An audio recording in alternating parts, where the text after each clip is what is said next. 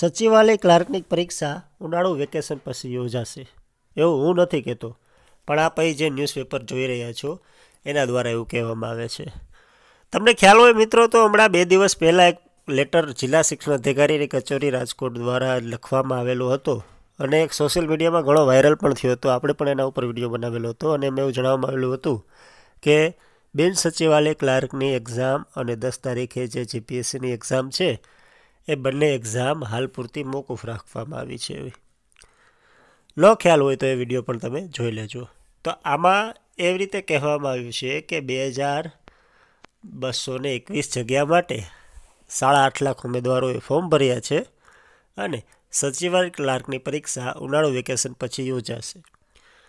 ડિટેલમાં વાત કરીને સંભળાવીએ તમને તો ગુજરાત ગૌણ સેવા પસંદગી મંડળ દ્વારા સચિવાલયમાં ઓફિસ આસિસ્ટન્ટ અને બિન સચિવાલય ક્લાર્કની 2221 જગ્યા માટે ગત ઓક્ટોબરમાં ઉમેદવારી પત્રો મંગાવાયા હતા, જેમાં આખા રાજ્યમાંથી 8.5 લાખ જેટલા ઉમેદવારોએ ફોર્મ ભર્યા હતા.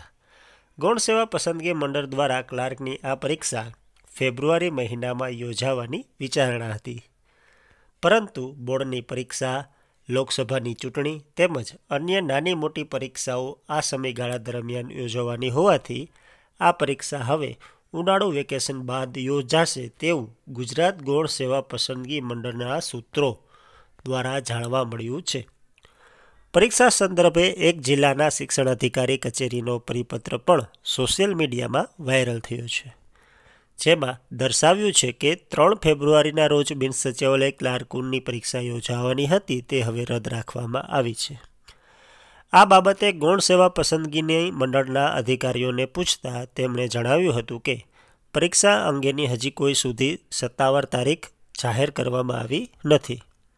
માત્ર જિલ્લા શિક્ષણ અધિકારીઓને આયોજન અંગે જાણ કરાઈ હતી, પરંતુ ચૂંટણી, બોર્ડની પરીક્ષા અને અન્ય કેટલીક પરીક્ષાઓ હોવાને કારણે ક્લાર્કની આ પરીક્ષા લેવી શક્ય નથી.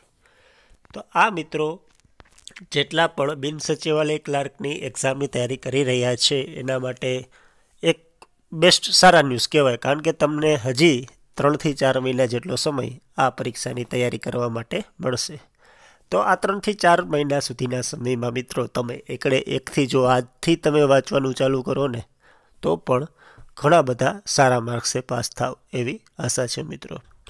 આ ન્યૂઝ ગમ્યા હોય તો ચેનલને સબસ્ક્રાઈબ કરજો અને અમારા આવનારા વિડીયોની નોટિફિકેશન આપના વિડીયોમાં મેળવવા માટે સબસ્ક્રાઈબ કર્યા બાદ બેલ આઇકોનને એક્ટિવેટ કરવાનું ભૂલતા નહીં. મળીએ છીએ આ જ પ્રકારના નવા વિડીયો, નવા કન્ટેન્ટ સાથે. ત્યાં સુધી મને રજા આપો.